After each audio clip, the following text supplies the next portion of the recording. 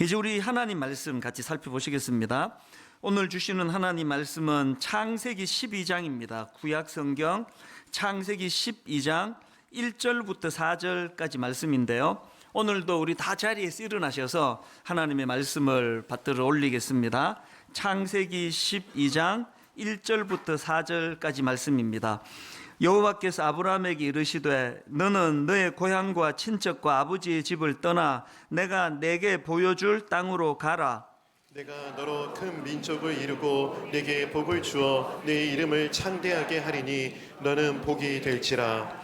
너를 축복하는 자에게는 내가 복을 내리고 너를 저주하는 자에게는 내가 저주하리니 땅의 모든 족속이 너로 말미암아 복을 얻을 것이라 하신지라. 이에 아브라함이 여호와의 말씀을 따라 갔고 롯도 그와 함께 갔으며 아브라함이 하란을 떠날 때에 75세였더라. 아멘. 자리에 앉아주시기를 바랍니다.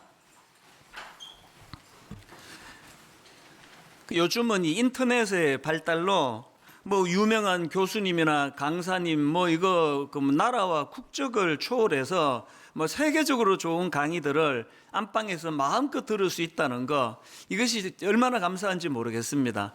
저도 이제 틈틈이 시간 날 때마다 이제 교수님들의 인문학 강의를 듣곤 하는데요. 최근에도 이제 어느 교수님의 강의를 요약한 아주 짧은 그 동영상 하나를 제가 시청을 했는데요.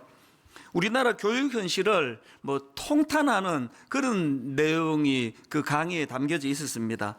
우리나라 청소년 사망 원인 1위가 자살이고, 이거는 지금 11년째 계속 이루어지고 일어나고 있는 일이고, 또 우리나라 청소년들의 행복 지수가 OECD 국가 가운데 꼴찌다. 그리고 이 모든 원인이 잘못된 교육 때문에 그렇다. 이런 것들을 이제 강조하는 그런 강의였는데요. 그 강사님이 강의 중에 이 프랑코 베라르디라고 하는 이태리 철학자를 언급을 하더라고요. 이 이태리 철학자가 우리나라에서 이제 몇 년간 그 생활을 했나 봅니다. 그런데 이제 우리나라에서 몇 년간 생활을 해본 이 이태리 철학자가 한국 사회에 대하여 엄청나게 혹평을 합니다. 그분이 우리나라 사람들의 삶을 네 가지로 그 개념을 정리했는데요. 첫 번째가 뭐냐? 대한민국은 무한 경쟁, 끝없는 경쟁의 사회라는 겁니다. 무한 경쟁이 갖는 표현하는 그 강한 표현이 와닿지 않습니까? 그런가 하면은 두 번째로 무한 경쟁, 끝없는 경쟁일 뿐만 아니라 대한민국은 극단적인 이기주의로 규정 지을 수 있는 나라라는 겁니다. 모든 인간이 다 이기주의고 다 그렇지만 대한민국은 극단적 이기주의. 자기 눈에는 그렇게 보이더라. 그런가 하면은 세 번째로 그 이태리 철학자가 언급하는 게 뭐냐? 대한민국을 보니까 일상의 사막화. 한국 사람들의 삶 자체가 사막처럼 삭막하더라. 그걸 강조하는 거 아닙니까?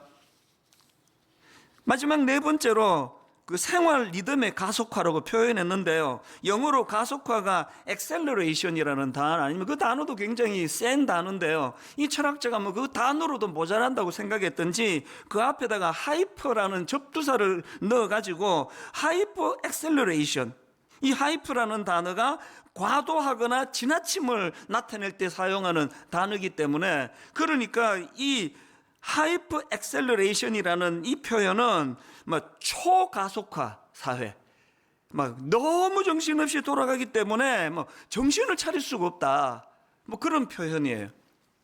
이태리에서 왔기 때문에 더 좀 비교가 되지 않았을까, 그렇게 짐작을 해보는데요. 이 이태리 철학자의 말을 한마디로 요약을 하자면, 내가 한국에서 살아보니까 이런 나라에서 어떻게 사는지 모르겠다, 그거 아닙니까? 제가 그런 강의를 이제 쭉 듣다가 보니까 아마도 이제 이런 강의를 듣고 나가지고 그 외국인 철학자의 평가에 대해서 어떻게 생각하십니까? 이렇게 물으면 둘 중에 하나 답이 나올 것 같아요. 그 과장이다. 그 왜 남의 나라 와가지고 잠깐 살아놓고 알지도 못하면서 그렇게 남의 나라를 이렇게 혹평하느냐. 그렇게 좀 불쾌하게 받는 분도 계실 거고요. 그런가 하면 또 어떤 분들은 한자도 뺄 게 없다. 그 다 맞는 말이다. 이민 가는 거 말고는 우리나라에 답이 없다. 이렇게 대답하는 분도 계실 거고요. 중간쯤에 답을 하는 분도 계실 거고요. 근데 여러분, 저는 크리스찬이다 보니까요, 그 강의를 듣는데 막 머릿속에 떠오르는 단어 하나가 계속 맴돌았는데 그게 소명이라는 단어였습니다. 소명, 그리고 소명의식. 이 소명이라는 단어를 그 국어사전으로 찾아보니까요, 사람이 하나님의 일을 하도록 하나님의 부르심을 받는 것, 이걸 소명이라고 풀이했습니다.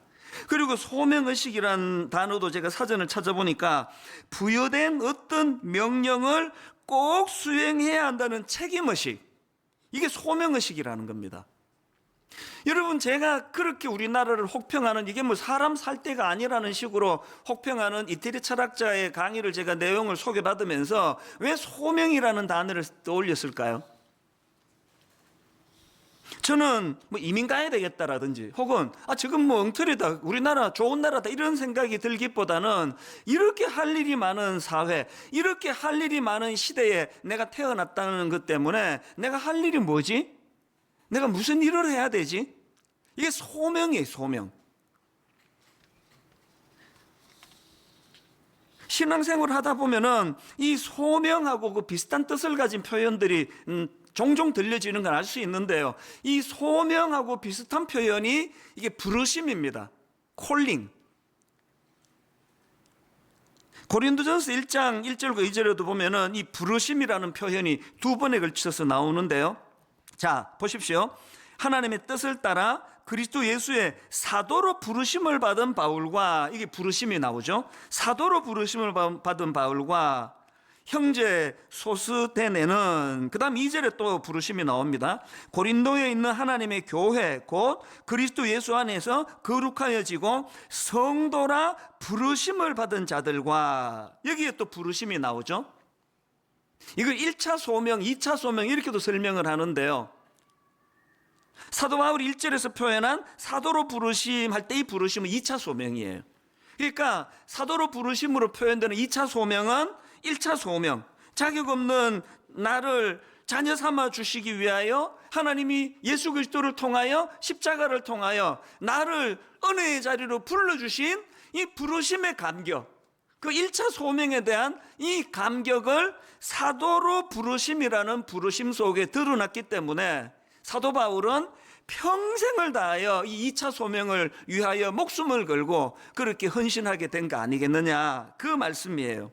그래서 이제 창리 18주년을 맞은 오늘 저는 이 2차 소명, 우리 모두가 다 은혜를 구원받았던 그 감격을 마음에 담고 어떻게 하면은 이렇게 할 일이 많은 대한민국, 이렇게 할 일이 많은 시대에 우리가 태어났는데 우리는 어떤 소명의식을 가지고 살아야 될 것인가, 그러니까 이런 것들을 오늘 좀 살펴보자는 것입니다. 그래서 저는 오늘 본문에 나와 있는 이 하나님께서 아브라함을 불러주시는 이 창세기 12장 말씀을 좀 분석해 보기를 원하는데요, 여기 보니까 하나님이 아브라함을 부르시는데 명령 두 가지를 내리십니다. 첫 번째 명령이 뭐냐? 떠나라는 명령입니다. 떠나라. 자, 12장 1절을 보십시오. 여호와께서 아브라함에게 이르시되 너는 너의 고향과 친척과 아버지 집을 떠나, 이게 나오죠. 너의 고향과 친척과 아버지 집을 떠나 내가 너에게 보여줄 땅으로 가라. 이게 첫 번째 명령이 뭐죠? 떠나서 새로운 땅으로 가라. 이게 첫 번째 명령입니다. 이 명령에는 두 가지 의미가 담겨져 있는데요, 떠나서 새로운 땅으로 가라는 이 명령에는 이 악한 세상과의 단절의 의미가 담겨져 있다는 사실입니다. 요수아 24장에 보면은 후대인 요수아가 이 창세기 12장에서의 이 의미를 이렇게 부여하는 내용이 나옵니다. 그게 요수아 24장 2절 3절인데 자 들어보세요. 요수아가 모든 백성에게 이르되 이스라엘의 하나님 여호와께서 이같이 말씀하시기를 옛적에 너희의 조상들 곧 아브라함의 아버지 나홀의 아버지 데라가 강 저쪽에 거주하여 다른 신들을 섬겼으나 내가 너희의 조상 아브라함을 강 저쪽으로 이끌어내어, 이 떠나라는 이 말씀의 의미를 요수아는 어떻게 의미를 부여합니까? 다른 신들을 섬기고 있던 그 상태, 그것들로부터의 단절을 의미한다는 겁니다. 이런 맥락으로 보면은요, 사실 이제 이 부르심을 받은 아브라함의 부르심을 받는 과정을 닮은 창세기 12장 바로 앞에 창세기 11장에 바벨탑 사건이 나옵니다. 창세기 11장 4절입니다.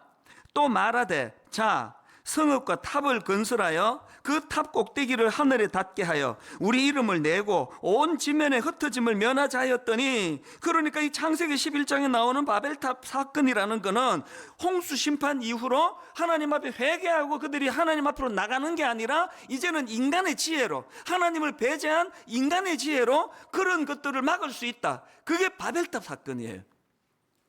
하나님께서는 창세기 11장에서 그런 인간의 악한 지혜를 다 깨트려 주시고요, 그리고는 창세기 12장으로 가서 하나님께서는 아브라함을 부르셔서 그곳을 떠나 새로운 곳으로 가라, 이 명령을 내리고 계시다는 사실입니다. 그런가 하면은 이 첫 번째 명령인 떠나라, 이 명령에는 또 한 가지 의미가 더 담겨져 있는데요, 희망 없는 인간들에 대한 하나님의 강권적인 은혜, 하나님의 강권적인 개입하심, 이렇게 이것을 의미를 부여할 수가 있습니다. 여러분, 이 바벨탑 사건으로 상징되는 창세기 11장이 그러니까 하나님을 배제한 인간의 지혜들로 가득한 인간의 지혜를 도모하던 창세기 11장이 어떻게 말씀이 끝나는지 아십니까? 두 가지로 은유가 사용이 되는데요. 자, 창세기 11장 30절을 보십시오. 아브라함의 아내입니다. 사레는 임신하지 못함으로 자식이 없었더라. 그리고 창세기 11장이 어떻게 마무리되는지 아십니까? 맨 마지막 32절입니다. 데라는, 아브라함의 아버지입니다. 데라는 나이가 205세가 되어 하란에서 죽었더라. 임신하지 못함으로, 그리고 또 죽었더라. 이 은유적인 표현이 뭘 의미할까요? 여러분, 지금 우리 성도님들 중에 나는 아기를 원하는데 아직까지 아기가 안 생긴다, 그거를 불임이다, 그렇게 하시면 안 됩니다. 그건 나님이에요. 나님. 이 말 속에는 아직까지는 아기가 생기지 않았지만 희망이 있다는 거예요. 가능성이 있다는 거예요. 이게 나님이에요. 그런데 여기 지금 창세기 11장 30절에 나와 있는 사례는 임신하지 못함으로, 이거는 불임이에요. 이제 여성으로서 아기를 낳을 수 있는 모든 기능이 다 끝났습니다. 그건 나님이 아니고 불임이에요. 여러분, 하나님을 배제한 인간의 지혜를 도모했던 창세기 11장의 마지막이 이 불임이라는 은유적인 표현하고 맨 마지막에서 죽었더라, 이런 은유적인 표현으로 11장이 끝나는데요. 그러니까 이 창세기 11장 하나님의 개입하심이 나오기 직전인 창세기 11장에서 하나님의 은혜, 하나님의 개입하심을 배제한 인간의 노력, 인간의 지혜로 상징되는 그 바벨탑 사건이 어떻게 끝나느냐고요? 불임으로 끝나고 죽었더라라는 은유적으로 표현한다는 건 철저한 인간의 실패를 말하는 겁니다. 나님이 아니라 불임이라는 걸 강조하는 건 0.01%도 희망이 없다는 걸 제가 강조하기 위해서예요. 완전히 인간의 시도가 다 무력화되고 비참한 상태에 빠진 죽었더라로 끝나는 창세기 11장에 비로소 그때부터 창세기 12장에서 아브라함을 향하신 믿음의 조상이라고 일컬어지는 아브라함을 향하신 인류를 향한 하나님의 개입하심이 시작이 되더라는 거예요. 저는 이런 의미에서 지금 이 코로나 바이러스가 이게 막 온 지금 지구를 뒤덮는 이 사건이요, 진짜 중요한 영적인 메시지가 있다고 생각합니다. 오늘 이 시대는요, 창세기 11장을 겪고 있는 거예요. 얼마나 그동안 교만했습니까? 게다가 이번 코로나 바이러스 사건을 통해 우리가 이 선진국이라고 하는 미국, 유럽에 대한 환상이 다 깨지는 거 아닙니까? 인간의 지혜라는 건 도토리 키재기더라고요. 그저께도 제가 보니까 남미의 어떤 나라가 하루에 확진자가 2만 명이 됐대. 2만 명. 제가 이틀 전에 하루 전에 본 기사입니다. 미국이 지금 오히려 다 우리를 부러워해요. 우리 온 가족들이 이제 한국은 이제 그런 거 다 잦아든 것 같다고. 여전히 미국의 우리 가족들은 문 밖 출입이 안 되고 있는 상황이에요. 지금은 창세기 11장 상황입니다. 하나님을 배제한 인간들의 그 지혜 앞에 얼마나 우리가 하나님 앞에 교만했던가. 그렇기 때문에 여러분, 지금이야말로 우리 모두가 다 회개해야 될 때예요. 바벨탑을 추구했던 이 세상을 따라갔던 우리가 하나님 앞에서 회개하는 시간이 이 시대에 필요하고요. 그런가 하면은 지금 이 코로나 바이러스 때문에 어려움을 겪는 성도님들이 엄청 많으시잖아요. 막 경제적으로도 너무 힘드시고 저한테도 막 하루가 멀가하고 눈물로 호소를 하고 계십니다. 오늘 여러분의 삶이 창세기 11장 같으세요? 저러의 기회예요. 하나님의 부르심에 눈을 들 때가 온 거예요. 여러분, 하는 일마다 안 되고 은유적인 표현으로 불임에, 은유적인 표현으로 죽었더라로 마무리되는 창세기 11장 앞에 맞닥뜨려져 있다면 이제는 우리는 창세기 12장에 하나님의 부르심에 귀를 기울여야 돼요. 그리고 아브라함처럼 그 하나님의 부르심에 순종할 때가 됐다는 사실입니다. 제가 오늘 이런 맥락을 가지고 이제 첫 번째 명령을 좀 정리를 해보았고요. 그런가 하면 하나님의 두 번째 명령은 너는 복이 될지라. 자, 12장 2절입니다. 내가 너로 큰 민족을 이루고 너에게 복을 주어 내 이름을 창대하게 하리니 너는 복이 될지라. 오해하지 마세요. 여기 나와 있는 너는 복이 될지라는 이 축복이 아니고요, 명령형이에요. 그 앞에 너에게 복을 주어, 이게 우리가 말하는 그 축복이고요. 여기 나와 있는 너는 복이 될지라, 이거는 하나님의 그 복 주심에 대한 약속이 아니고 우리를 향한 명령입니다. 너는 복이 될지라. 이 부분은 이제 제가 뒷부분에서 이제 다시 좀 언급을 하기로 하고요. 어쨌든 이제 하나님께서는 완전한 그 불임과 또 죽었더라로 표현되는 인간의 절망적인 상태에서 하나님이 개입을 하시는데 창세기 12장이고요. 두 가지 명령을 주셨다 그랬습니다. 떠나라, 너는 복이 될지라. 저는 이 말씀들을 가지고 이제 창립 18주년을 맞은 오늘 이제 우리 개인과 또 분당 우리 교회와 한국 교회가 나아가야 될 방향들을 이제 한 두 가지로 제가 적용을 해보았습니다. 두 가지 적용 중에 오늘 본문을 가지고 해야 되는 첫 번째 적용이 뭐냐? 신앙생활이란 건 이 믿음으로 발걸음을 옮기는, 이 중요합니다. 믿음으로 발걸음을 옮기는 도전적인 삶이라는 것, 이 도전적인 삶이라는 것, 이걸 기억하셔야 된다는 겁니다. 아브라함이요, 그 하나님의 그 도전장 앞에 이제 순종해서 이제 생전에 알지 못했던 미지의 세계를 향하여 아브라함이 발걸음을 옮기지 않습니까? 그런데요, 그 내용을 담고 있는 1절에서 굉장히 중요한 포인트 하나가 있습니다. 자, 1절 다시 보십시오. 여호와께서 아브라함에게 이르시되 너는 너의 고향과 친척과 아버지의 집을 떠나 내가 너에게 보여줄 땅으로 가라. 여기서 제가 강조하는 포인트는요, 너에게 보여준 땅이 아니에요. 너에게 보여줄 땅입니다. 아브라함 입장에서 이게 얼마나 막막한 이야기입니까?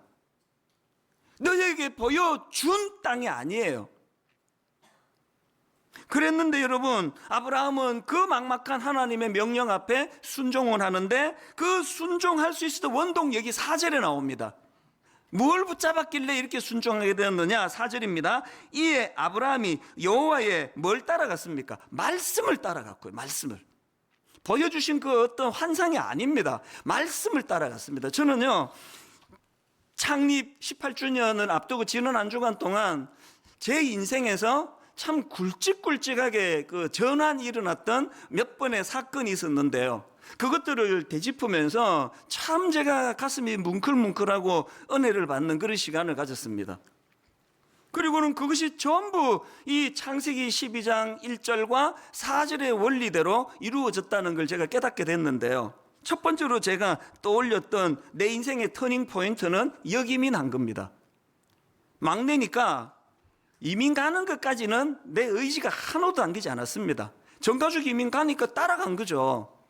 그랬는데 내가 철들고 처음으로 내 의지대로 결정한 게 나 혼자서 이민 보따리 2개 들고 역이민하는 거였거든요. 그 역이민하는 과정을 제가 이렇게 쭉 추적을 하다가 보니까 그 역이민한 이후로 올해가 딱 30년째거든요. 그 30년이 이게 말이 안 되는 눈물의 은혜의 기간이었더라고요. 여러분, 제가 우스갯소리 삼아 여러 번 말씀드렸던 거 다 기억하시죠? 제가 얼마나 대책 없이 한국에 나왔냐 하면 김포공항에, 그 당시로 김포공항에 역이민 도착해가지고 그날 밤에 어디서 잘 계획도 안 하고 나온 거 아닙니까? 공항에 내려가지고 그날 밤에 어디서 잘 계획도 없이 그냥 나온 거예요. 그래서 제가 그 신혼부부인 내 친구 집에 쳐들어가는 만행을 내가 저질렀는데요. 제 생각에 뭐 내 친구가 우리 집에 오기가 어렵다 그러면 뭐 여관에 가지 뭐, 그런 마음으로 왔습니다. 계획 안 했습니다. 제 30년은요 유력한, 그래서 하나님이 보여준 말씀에 의해 가지고 막 하나님이 옥하는 목사님을 딱 찍어 가지고 너 이 옥하는 목사를 만나게 해줄 거야. 그리고 거기서 10년 하고 나면은 이제 분당에다가 송린중고등학교에 그 사진을 보여주면서 여기서 내가 너를 개척하게 할 거야. 뭐 그런 거 하나도 보여주신 거 없습니다. 옥하는 목사님은 제가 뭐 어떻게 합니까? 저 혼자서 테이프 사가지고 설교 들었던 낯선 분이신데요. 그랬는데 여러분, 저는 한국에 가 청소년들을 섬겨야 되겠다고 하나님이 그런 말씀을 주셨기 때문에 그때부터 시작한 것은 성경 읽기예요. 창세기부터 요한계시록까지 하나님의 말씀을 읽으면서 이게 과연 이게 내가 그냥 뭐 헛소리를 들었나? 진짜 하나님이 원하시는 뜻인가를 성경 읽으면서 제가 분별을 했거든요. 거기에 하나님 뜻이 다 담겨져 있으니까요. 그리고는 뭐 이제는 한국 갈 거니까 지금 뭐 환율이 얼마고 뭐 시세가 어떻게 되고 하나도 알아본 거 없습니다. 오죽하면은 그날 첫날 밤에 한국에 와서 어디서 잘 계획도 안 세우고 가는 그런 무모한 결단을 했겠냐고요.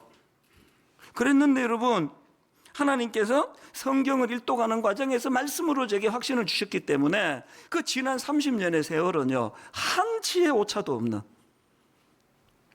그런가 하면은 또 지난 주간 제 마음속에 은혜가 됐던 게 분당 우리를 개척하는 과정입니다. 하나님 보여준 거 없으세요? 아니 그 10년 동안 중고등부 사역만 했는데 제가 뭐 어른 사역을 해보기로 했습니까? 어른들 앞에 설교를 해보기로 했습니까? 그래서 뭐 개척 초기에는 되게 힘들었습니다. 저는 분당 아줌마들이 뭐 이렇게 까다로운지 몰랐어요. 막 설교만 하고 나면은 이찬수 목사는 그 애들하고만 상대해가지고 말씀이 깊이가 없다고 맨날 그런 얘기가 나와가지고 얼마나 힘들었는데요. 우리 중고등부 애들은 맨날 내가 말씀이 너무 깊어서 졸려 죽겠다고 그러는데 우리 어른들은 막 목사님의 말씀이 깊이가 없다고 그렇게 시작을 한 거 아닙니까? 하나님이 하나도 보여주신 게 없으세요. 근데 제가 옥하는 목사님을 10년간 가까이서 지켜뵈니까 이분은 싹뿐이 아니라 진짜 종이시다. 그 믿음이 가니까 하나님이 이분을 통해서 내게 말씀하신다고 믿었기 때문에 내 의지와 내 생각과 내 의지대로라면요 목사님 한 2, 3년 교구사역 하다가 가겠습니다. 그렇게 말씀을 드렸겠죠. 그 자리에서 순종했거든요. 지난 18년 동안 분당 우리 교회가 어떻게 인도받아 왔는지는 뭐 여러분이 다 증인들 아니십니까? 1만 성도 파송 운동도 마찬가지예요. 하나님이 뭘 보여주셨겠냐고요, 저한테. 새벽에 자다 일어나가지고. 그래서 제가 속이고 싶지 않아요. 내가 뭐 엄청나게 무슨 철학이 있고 뭐 어떤 의식이 있고 그래서 그런 거 아니고요. 자다 일어나가지고 그냥 잠결에 하나님의 마음을 알았기 때문에 네 한 교회만 이렇게 몰려드는 거 옳은 거 아니다라고 그렇게 말씀으로 깨달음이 있었기 때문에 그냥 뭐 이게 해야 되는 일이기 때문에 약속을 드린 거 아닙니까? 그리고는 뭐 그 다음 날부터 지금까지 7년 동안 뭐 정말 힘들었습니다. 왜? 될 것 같지가 않으니까.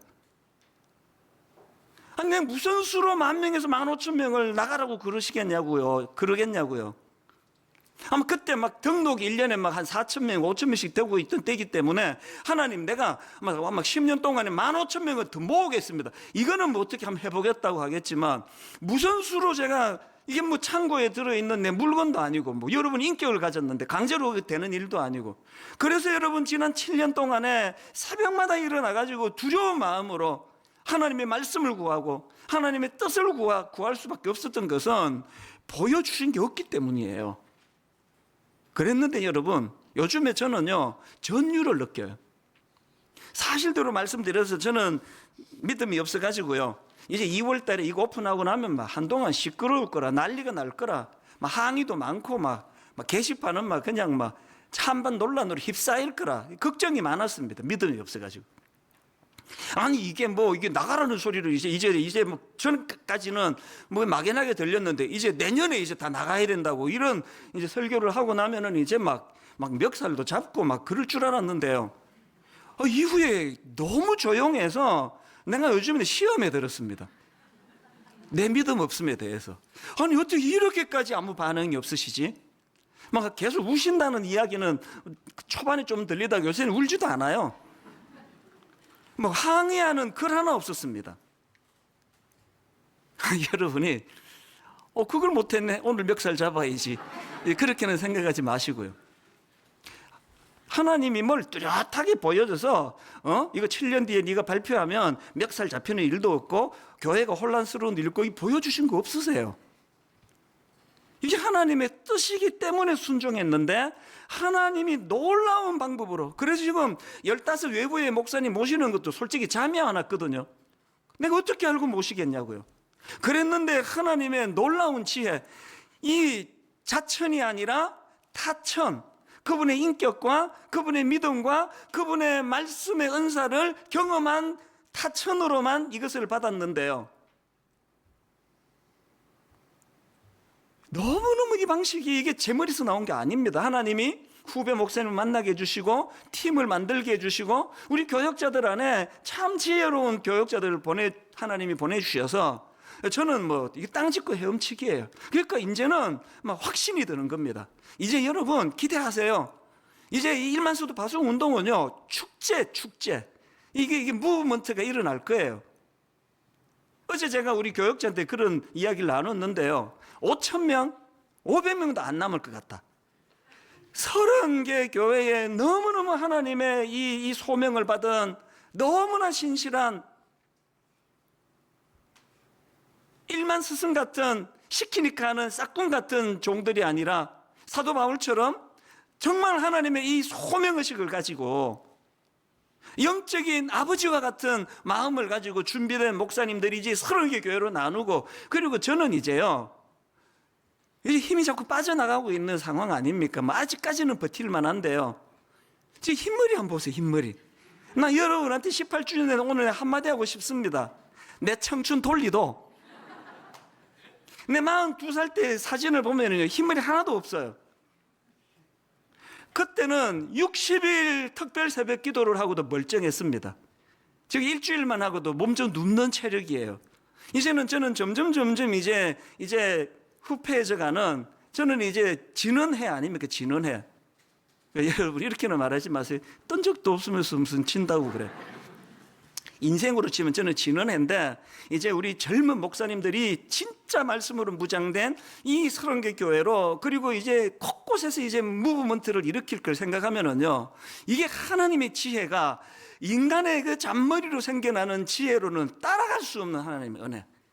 그래서 저는 오늘 이런 맥락에서 저와 여러분 모두가 다 이제 하나님 앞에서 이제 이 말씀으로 순종했던 그 아브라함과 같이, 그런가 하면은 이 두 번째 적용할 게 있는데요, 두 번째 적용이 뭐냐, 이 복의 전달자로 부름받았음을 인식하기예요. 이 복의 전달자. 자, 2절을 다시 한번 보십시오. 내가 너로 큰 민족을 이루고, 그 다음에 나옵니다. 우리가 그토록 원하는 거, 너희에게 복을 주어 내 이름을 창대하게 하리니 너는 복이 될지라. 제가 왜 복의 전달자라는 표현을 썼을까요? 오늘 우리의 최종 목표는 여기까지가 끝나는 거예요. 내가 너로 큰 민족을 이루어 내게 복을 주어 내 이름을 창대하게 하리라.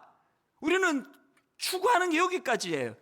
그런데 하나님 말씀 가만히 보니까 내게 복을 주어 네 이름을 창대하게 하는 거는 그 뒤에 이루어지는 일을 위한 수단이고요, 하나님의 궁극적인 목표는 우리가 하나님의 그 복의 전달자가 되는 거예요. 너는 복이 될지라. 이게 3절에서 더 구체적으로 나와 있습니다. 너를 축복하는 자에게는 내가 복을 내리고 너를 저주하는 자에게는 내가 저주하리니 땅의 모든 족속이 너로 말미암아 복을 얻을 것이라. 왜 우리가 하나님께 복을 구해야 되느냐고요? 복을 받아야 이 복을 흘려 보낼 수 있기 때문이에요. 곡간이 가득해야 하나님 앞에서 얻은 이 은혜를 흘려 보낼 수 있는 거 아닙니까? 분당 우리 교회의 결정적인 분기점은요, 7년 사역을 하고 제가 풀르신학교에 가서 1년간 공부하고 복귀한 첫 주 설교했다고 저는 확신합니다. 그 설교 기억하세요? 요셉의 창고를 열어라. 하나님이 요셉에게 복을 많이 주셨기 때문에 이제 온 세계가 다, 온 나라가 기근에 빠져 있을 때 요셉이 창고를 열었던 것처럼 하나님이 지난 개척하고 7년 동안 말로 다 할 수 없는 복을 우리 교회에 부어주셨기 때문에 이제 안식년 다녀온 이제 분당 우리 교회 2기 그 받은 복을 흘려 보내기를 선언한다고. 그랬을 때 여러분이 엄청난 헌금을 해주셨고요. 그래서 복지재단이 본격적으로 활동을 시작했고, 구성남시가지에 있는 거기에 지역 아동센터를 만들고 다문화 가정들을 우리가 섬기는 일을 했고, 그 모든 출발이 그때 시작이 됐거든요. 똑같은 원리입니다. 여러분, 요셉의 복을 창세기 39장 5절의 원리를 가만히 한번 보세요. 그가 요셉에게 자기의 집과 그의 모든 소유물을 주관하게 한 때부터, 옆에 잘 보세요. 여호와께서 누구를 위해서예요? 요셉을 위해서예요. 여호와께서 요셉을 위하여, 그 다음에 그 누구에게 복이 내립니까? 그 애굽 사람의 집에 복을 내리심으로. 다시요. 여호와께서 요셉을 위하여 요셉의 집에 복을 내리는 게 아니라 그 애굽 사람의 집에 복을 내리셨어요. 이게 창세기 2장에 나오는 원리예요. 하나님이 아브라함에게 내게 복을 주어, 이 최종 목표가 아닙니다. 그 복을 받은 아브라함이 복의 전달자로 너는 복이 될지라. 왜 우리가 복을 못 받는지 아십니까? 아까 보여주면 내가 발걸음을 떼겠습니다. 그래서 도전하지 않는 그것 때문에 복을 못 받는 원인이 하나 있다면, 또 하나는요, 복 받는 게 최종 목표이기 때문에. 이런 상태로 복 주면 우리 큰일 납니다. 타락하고 망하고 이혼하고 어려움을 겪고 다. 그래서 저는 지난 한 주간 동안 꿈 넘어 꿈, 참 하나님 앞에 형통의 복을 누리기 원합니다. 이 우리가 꾸는 꿈이에요. 그 꿈만 꾸는 게 아니에요. 꿈 넘어 꿈이 뭐예요? 그 꿈이 이루어졌을 때 내가 할 수 있는, 내가 해야 되는 목표가 있는 거, 그게 꿈 넘어 꿈입니다. 여러분 복 받기 원하세요? 꿈 넘어 꿈을 꾸세요. 주신 이 복을 어떻게 흘려보내기를 원하느냐? 하나님이 요셉을 위하여 그 애굽 사람의 집에 복을 내림으로. 지난 코로나 바이러스가 터졌을 때 우리 모두가 십시일반해가지고 여러분들이 정말 32억 8천이라고 하는 어마어마한 헌금을 해주셔가지고 많은 미래자립교회, 미자립교회를 섬길 수 있었다면, 지금 홈페이지에는 선교사님을 위한 계좌번호를 제가 또 개설을 했습니다. 지금 믿음으로 선교 각지에 있던 수많은 선교사님들이 어려움을 겪고 있고, 그분들이 지금 국내로 귀국을 했을 때 머물 집이 없다는 이야기를 듣고 제가 거기에 다시 올렸습니다. 저는 여러분들이 32억 8천만 원이라는 어마어마한 헌금을 계좌번호 하나만 보고 무명으로, 거기에는 금액을 헌금하신 분이 꽤 되시는데 전부 이름 없이 그렇게 헌금하시는 걸 보고 요즘 그 청년들의 유행 하나가 제가 딱 떠올랐습니다. 살아있네. 여러분, 우리 한국교회 살아있습니다. 희망 있습니다. 꿈 넘은 꿈을 품고 받은 복을 흘려보내기를 원하시는 수많은 성도들이 계시는 한 한국교회 살아있습니다. 희망 있습니다. 하나님이 역사하실 줄로 믿습니다. 그래서 저는 오늘 너무너무 벅찬 가슴으로요, 우리가 이제 이 꿈 넘은 꿈으로 받은 복을 이 횡적으로도 흘려보내야 돼요. 아브라함이 가나안으로 가면 가나안에 있는 사람들이 아브라함 때문에 복을 받고, 오늘 예수 믿는 저와 여러분이 제주도로 가면 제주도에 있는 사람들이 나로 인해 복을 받고, 제가 미국 이민 생활을 끝내고 한국으로 돌아와 가지고 이 한국 땅에 사는 게 구했던 게 그겁니다. 하나님, 오늘도 제가 살아있는 게, 오늘도 제가 숨쉬고 호흡하는 게 누군가에게는 선물이 되기를 원합니다. 저는 그렇게 기도합니다. 하나님, 제가 오늘 이민생활 끝나고 한국으로 온 게 이것이 한국의 성도들과 한국 사회에 이것이 유익이 되기를 원합니다. 아이고 그냥 미국에 있지 쓸데없이 와가지고 물 흐리고 앉았네, 이런 소리 듣고 싶지 않거든요. 기도하세요. 하나님, 오늘 내가 살아 호흡하는 것이 누군가에게는 선물이 되기를 원합니다. 이런 횡적인 복을 흘려보내주는 것도 필요하지만요, 이 종적인 우리 다음 세대에 흘려보내야 돼요. 작년 초에 하나님이 제 마음에 큰 부담을 주셨어요.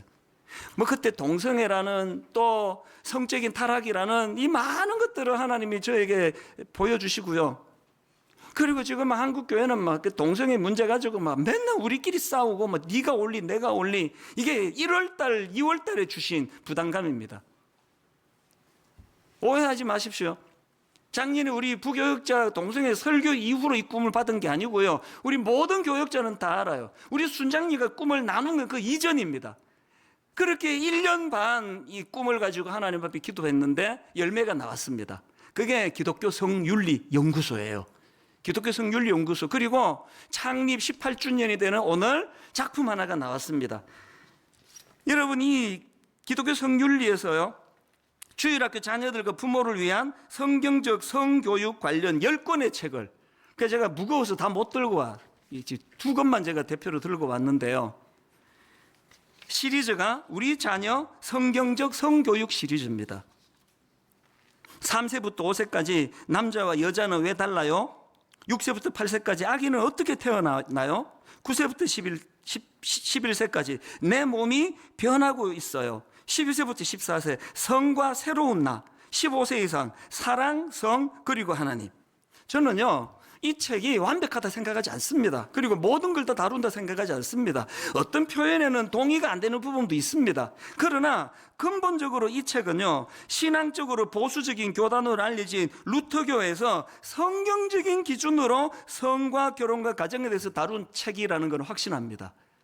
그래서 이제 3세, 4세 아이들에게는요, 엄마가 애들 자기 전에 동화책도 읽어주듯이 여기에 있는 내용을 성경적인 기준으로 아이들에게 읽어주시기를 바랍니다. 사춘기가 되면은요, 아빠는 아들에게, 딸은 엄마가, 그래야 효과가 있다 이야기합니다. 그래서 이런 책을 가지고 아빠와 아들이 또 엄마와 딸이 함께 이야기하고 토론하고, 우리가 이 책을 번역한 출간한 목표 중에 하나는 부모가 먼저 알자는 거예요. 오늘 예배가 끝나자마자 바로 홈페이지로 들어가셔서 이 10권의 쓰임새에 대하여 우리 이정규 목사님이라고 제가 참 아끼는 우리 후배 목사님인데요, 이 책의 그 쓰임새에 대하여 강의를 너무 잘해 주셨고, 저도 거기에 짧은 강의가 하나 있습니다. 그래서 이제 인터넷으로 여러분 꼭 이 책을 구입하기를 제가 권면해 드립니다. 이거 팔아가지고 뭐 우리 교회한테 저한테 오는 거 하나도 없습니다. 여러분 이 책을 꼭 구입하시기를 제가 강권하고 싶습니다. 부모님들이 공부하기 시작해야 되고요. 그런가 하면은 예배 마치고 여러분들이 이제 정말 하나님 앞에서 이제 내가 받은 이 복을 우리 자녀들에게 흘려보내야 되겠다. 이 성윤리 연구소가 궁극적으로 꿈꾸고 있는 게 이게 영상 콘텐츠를 제작하는 겁니다. 요즘은 다음 세대 우리 아이들은 그 영상 세대라 그러지 않습니까? 아주 좋은 영상을, 만화 영화를 아이들이 설명을 잘 납득할 수 있도록 영상으로 제작하는 게 우리 성윤리 연구소의 목표 중에 하나예요. 그래서 이제 이따가 예배 마치자마자 홈페이지로 가셔가지고 이제 영상 콘텐츠 이거를 공모를 좀 원하는데요. 그리고 이 책들이 이게 주로 청소년까지이기 때문에 이제 조만간 빠른 시간 안에 우리 대학 청년들을 위해 가지고 동성애에 대한 성경적 가치관을 제시하는 좋은 책이 이제 곧 한 권 나올 것이에요. 이미 이런 일을 하는 단체들과 또 우리 강사님들과 이제 교류를 통해서 치우치지 않는 이런 중심을 잡아 나가도록 기도해 주시기를 바랍니다. 결론을 전 이렇게 맺기를 원합니다. 가평 우리 마을 똑같습니다. 하나님께서 그 한 권사님과 한 집사님 가정을 통하여 그 동산을 우리에게 주셨는데 이제 거기에 하나님의 뜻을 잘 펼칠 책임이 우리에게 있거든요. 그래서 여러분 분당 우리 교회 가평 우리 마을이 진짜 함께 울고 함께 웃는 동산, 특히 지친 자들, 약자들, 그들에게 막 무료로 이런 것들을 막 다 제공할 수 있는 어떤 컨텐츠가 필요하니까요. 여러분 좋은 아이디어를 주시고요. 더 중요한 거, 이제 총괄 디렉터, 실제적으로 일할 전문가를 찾습니다. 제가 할 일은 여기까지고요. 이 이상 담임 목사가 설치면 그 100% 망합니다. 저는 이제 더 이상 여기에 관여하면 안 된다고 생각합니다. 여러분이 하세요. 전문가들을 추천해 주시고 총괄 디렉터를, 그래서 여러분 거기에 나와 있는 여러 가지 우리가 꿈꾸는 일들이 잘 이루어지기를 바랍니다. 이제 저는 한 가지만 더 살펴보고 말씀을 마무리하기를 원하는데요.